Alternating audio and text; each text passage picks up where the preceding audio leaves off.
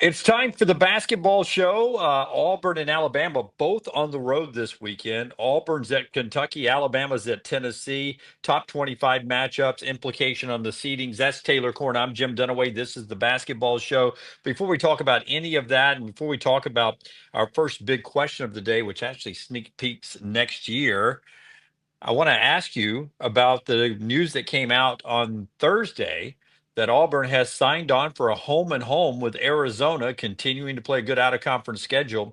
Tucson coming up in December of this year, and then yet to be determined the return date to Auburn at Neville Arena. But these are actually on campus. This is a fun series. It is such a fun series, and I think it's exciting for the fan base because Arizona is a big name program. And prior to this season, Auburn hadn't seen a ton of elite out of conference matchups. And me personally, watching as a fan, I thought the out of conference schedule this season was so fun to watch. Part of that probably being because of how good Auburn has been. So watching them beat some of these name brand programs has been Right. fun, but I think it also helps to prepare the team for their conference schedule and then the postseason as well, playing elite competition. So I think it's beneficial for the team. It also makes the games more fun to watch because watching, blowouts if you have a cupcake out of conference schedule is not always entertaining. So I'm excited about it, and it's showing that I think Bruce Pearl was a fan of his team being challenged prior to SEC play starting this season.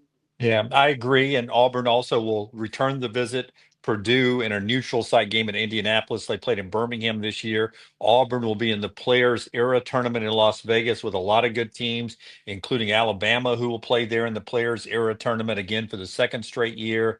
A chance to win cold hard cash. So that's always fun. So both teams will have a great schedule, but Auburn announcing that home at home this week. Before we look at the games this week and sort of set the table, it dawned on me as we were driving back from Auburn this week that Auburn and Alabama have been so good with picking up portal guys over the years, whether they're now veterans or maybe it's their first year on the team. And next year, both are going to have to replace some veteran guys. And I wanted to ask you just a hypothetical, because you seem to be really excited on the way back about a couple of freshmen that were playing as we were driving back, and you've watched a lot of games. If I asked you, you could have a wish of a freshman you could add to the Auburn roster next year, who would you go after? And if you say Cooper Flag, I'm gonna make you choose another one. But give No. me okay, give me somebody else that you really love the freshman's game and you would love to, if he didn't go to the NBA, maybe see him in an Auburn uniform next year. Trey Johnson. Trey Johnson and Jeremiah Fears were my two favorite freshmen. We talked about this a couple episodes ago, a couple weeks ago. And I just think that they have both been a lot of fun to watch. Jeremiah Fears dropped on my list after watching him play in the Auburn game. Didn't love some of the extracurriculars that were going on the court. I'm sure he was just frustrated. I'm sure he's a great kid, but that kind of left a bad taste in my mouth. But Trey Johnson, he has length. He's 6'6", and he's been incredible on this Texas team this season. He's averaging 20 points a game as a true freshman, and they're not playing a cupcake schedule. They're playing in the SEC. They're playing talented teams, and he has been very good for this Texas team. I think he's fun to watch, and I'd welcome him to Auburn. Yeah, I think he's averaging 26. And I penciled down three names and I put an asterisk by Trey Johnson because I thought that's where you would go. But I've sort of learned your basketball taste. So I knew that would be the thing that would pop off the menu. I put down Dylan Harper of Rutgers, but he's going to go to the NBA. Derek Queen of Maryland's a big guy. He's a 17-12 guy. And then the field of 68 put up three or four other freshmen, including Trey Johnson, who have impressed them this year. And one stuck out to me, Taylor, because he plays at Kennesaw State. He doesn't play at Texas or Rutgers or Maryland or Duke with Cooper Flag. He's at Kennesaw State. So I thought to myself, well, if he's at Kennesaw State and he's that good, he's probably going to hit the portal this year. Yeah, he's not going to be at And Kennesaw State next year. right. So I took a look at him. His name is Adrian Woolley. He's a 6'5" guard. He's averaging 18 points, 6 rebounds, 4 assists a game. And according to them, he's getting NBA buzz, but he'll likely be a portal guy next year. So I clicked on his bio. Guess where he's from? He's from Tuscaloosa, Alabama. No way. He's from Paul Bryant High School, and he's playing for a former Alabama player and assistant coach over at Kennesaw State. So if I got a wish list out, I'm going to go realistic. I'm going to say Adrian Woolley to Alabama next year. Book it up if he didn't go to the NBA. I hate to steal one from Petway at Kennesaw State, but Pet would probably understand a little portal Dog eats action. dog world. Dog eats dog world out there. All right, let's talk about the games. Let's go number one, Auburn at Kentucky first. Auburn's won 5 straight. Rupp Arena, and let's just start with the venue. It has been a house of horror for Auburn many times at Rupp Arena. Not a lot of wins over the years. No, the last one coming in 1988, I believe. So it's been a hot second since Auburn won there. But if there is an Auburn team that will break this losing streak at Rupp Arena, I have a lot of faith in it being this team. And they've been beat at home this season. Alabama beat them at home earlier this season. Arkansas beat them at home. I think this game has Todd Pettiford's name written all over it. He has not put up big numbers in, I think, the past 3 games. He had a career high of 6 assists versus Ole Miss on Wednesday night, but scoring-wise, he's been kind of quiet. But I call him Primetime Pettiford for a reason. And this just seems like a game that he would go off in, and I think he's due. So I did a little bit of research because we've talked about how he seems to perform well when the lights are brightest. And he's also seemed to perform well on the road. So at home, Todd is shooting 37% from the field. On the road, he's shooting 47% from the field. At home, he's shooting 31% from three. On the road, he's shooting 45% from three. Oh, At crap. home, he's averaging 8.5 points a game. On the road, he's averaging 14 points a game. So, My man loves a hotel. My man yeah, loves a continental breakfast. yeah. I don't know what it is, but Tejada seems to be good on the road, and he seems to be good when Auburn is playing a team that, the matchup's going to have a lot of eyeballs on it. Another interesting stat, I've always thought that getting a hot start on the road is crucial Right. because if you're playing on X, Y, or Z's home court, Kentucky's home court, if they start the game off with a 10-0 run, a 12-0 run, the atmosphere is going to get a lot more hostile. I can't And believe you just triggered me by going a 10-0, 12-0 run. You know what happened to Alabama a couple of losses recently. Was that a direct shot no, I'm okay, saying okay. no. I've said this. I can go back and pull the footage. I've talked uh, about getting. You yeah. are just your wounds. It was triggering. The 2 losses Alabama had were 9-0, 12-0 starts, and that was a little close to home. I digress. I'm only playing with you. Oh yeah. Because you Yeah. never try and push my buttons. But no, that was not. That was not intentional. Intentional. Yeah. But Kentucky, when leading at the half, Kentucky is 16-1. When Auburn has led at the half, they are 23-0.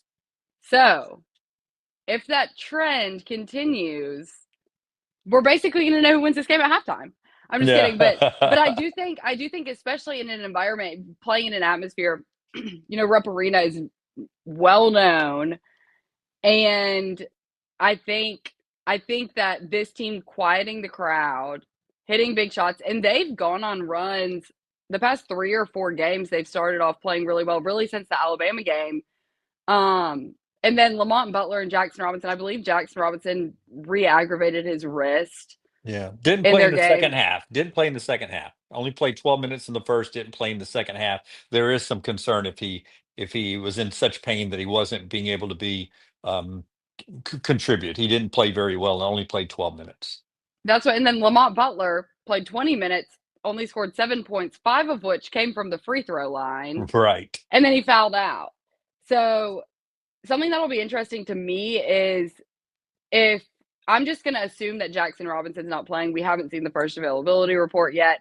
But if Lamont Butler's not at, I'm not going to say full strength because we know he's not full strength, but if he's not at a place where he can be as productive as, 75% as productive as he typically would be, is he going to be doing more harm than good on the court? And that might be tongue in cheek, but do you know what I'm saying? It's if Yeah, you're yeah, yeah. Yeah, I mean, if you're not 100%, how close to 100% are you? Janai Broom at 85 was worth being out there. Lamont right. Butler at 75 may not be out there. We'll see what he does. For the guys on the inside, if I mean, if you're going to battle Auburn, I think you have to control Janai Broom or at least limit him some.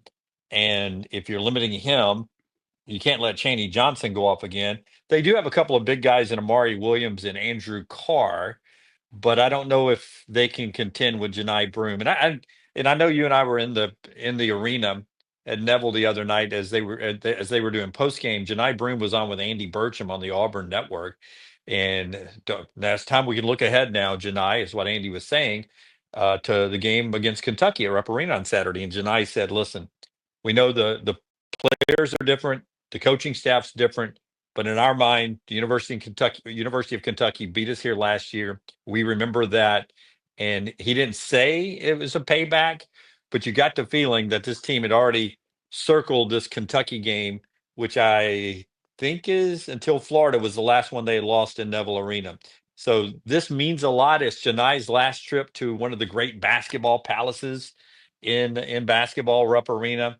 This will be a fun one. Plus, going back to your primetime Pettiford thing, 12 noon, and it's on ABC, a rare network television appearance on one of the traditional networks for Auburn. Um, you remember last night? Oh, it was Wednesday night as we taped this on Thursday. Otega Oweh in that game that Kentucky was playing against Oklahoma, he scored 20 plus points by himself in a row. Like he went on an individual 20-0, 23-0 run to win the game for Kentucky to keep them rolling along. Without Otega Oweh, they're lost at sea.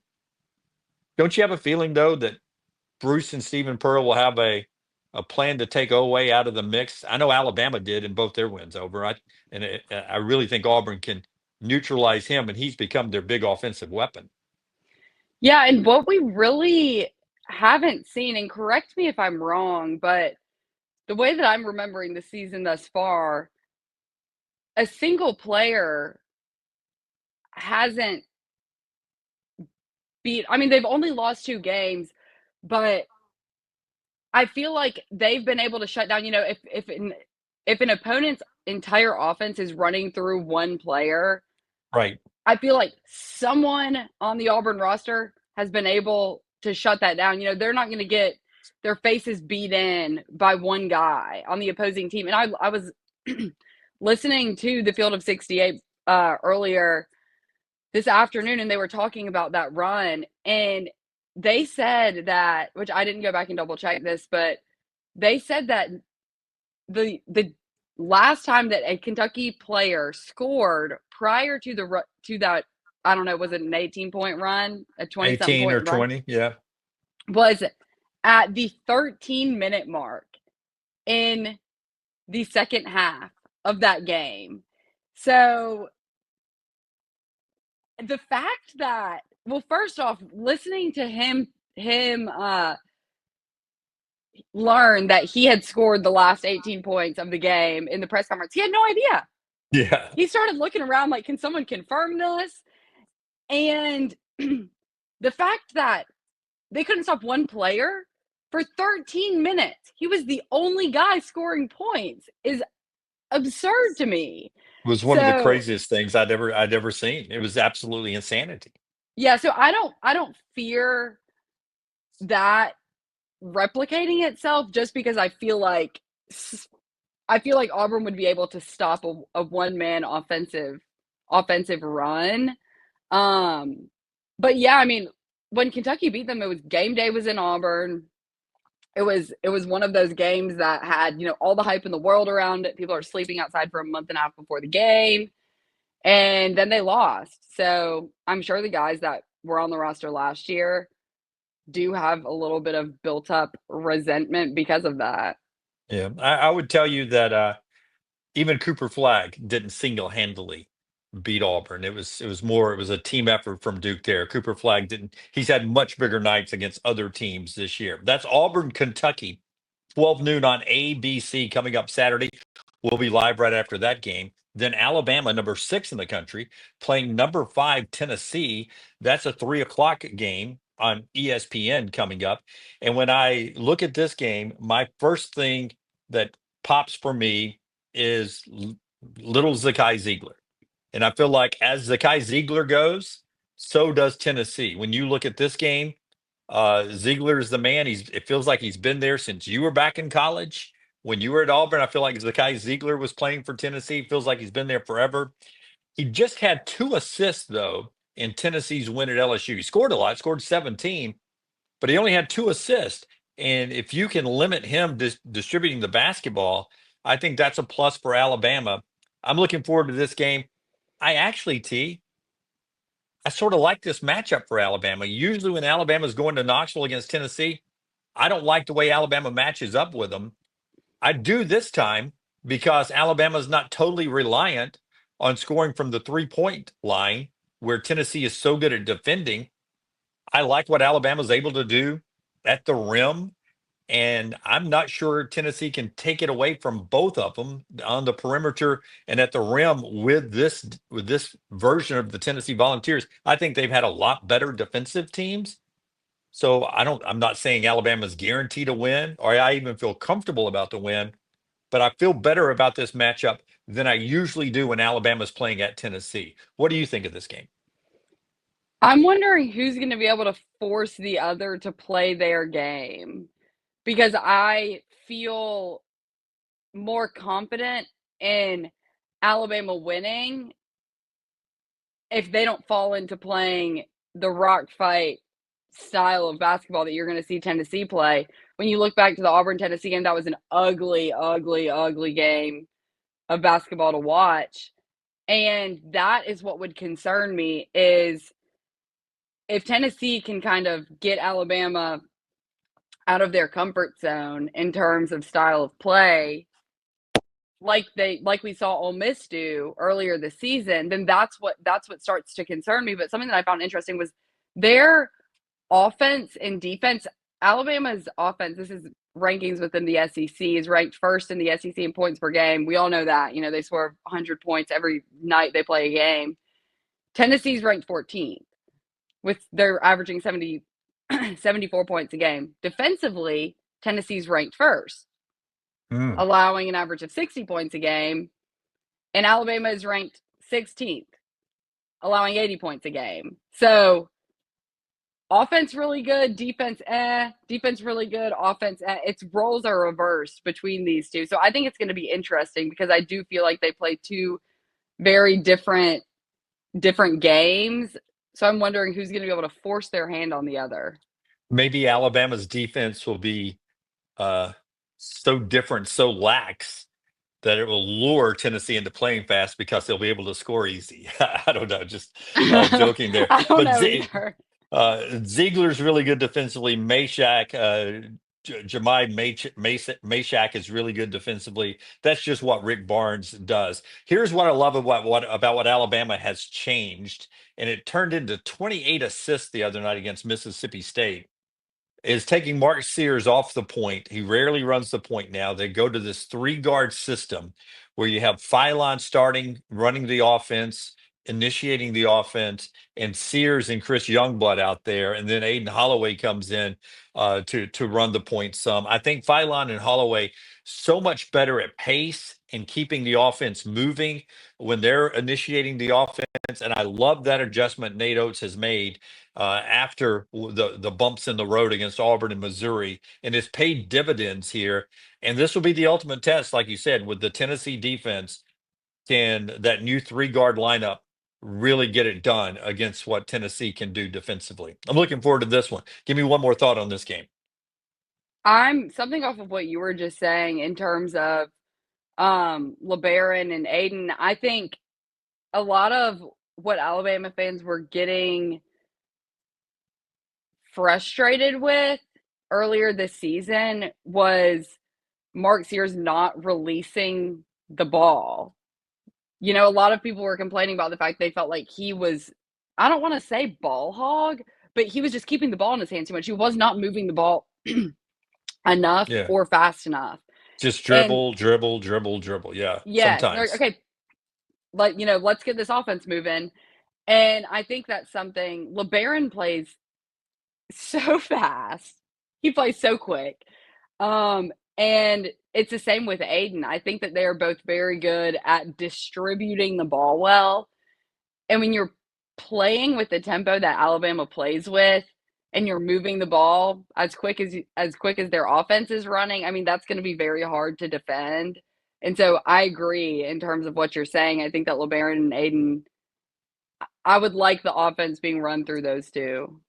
I believe the winner of this game still has a shot to be a 1 seed. Loser of this game likely going to be a 2 seed in the NCAA tournament, unless Alabama could flip it around and then beat Florida and Auburn both. But this one has a lot at stake if you value being on the 1 seed line coming up on Selection Sunday, which is you if you watch this on Friday morning is only 16 days away. It's 2 weeks from Sunday. So we look forward to that. Two more quick things before this version of the basketball show is done. One of them is National Coach of the Year. That award will come up. And listen, it's all about wins and NCAA tournament and all that. But we got into a discussion on the next round, and I want your thoughts on this. Lance Taylor, who is one of the big co-hosts on the show, he believes Rick Pitino, and I think Brown was agreeing with him that Rick Pitino and of St. John's, there in New York, is going to win National Coach of the Year because he sort of has awakened the historic St. John's program that apparently used to be good in the 80s and maybe back in the 50s or whenever. I think it's going to be Bruce Pearl, especially if they're able to finish this thing out with only one SEC loss, maybe even two, because of all the national conversation about this being the toughest conference in the history of college basketball. When you look at right now, 14 of the 16 teams still in contention to make an NCAA tournament bid. And I listen, I know your Auburn allegiance here, but I want to ask you, do you think those guys have a case in saying Rick Pitino is going to be National Coach of the Year? Or do you want to agree with me that Bruce Pearl is going to walk away with this? The markets may matter, New York City may matter, but I'm interested in what you think about National Coach of the Year. I think it would be hard not to give it to Bruce because, like you said, this is a historically good conference. The people that talk about college basketball every single day are saying, could this be one of the best conferences ever? Not the best that we've seen in the SEC or the most talent that we've seen in the SEC, but one of the strongest conferences in the history of college basketball. And the dominance that Auburn has had throughout the entire season, but the entire conference, they slipped up once so far.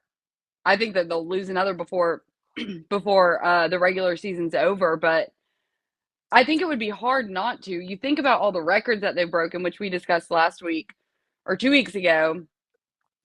They're shattering Auburn records.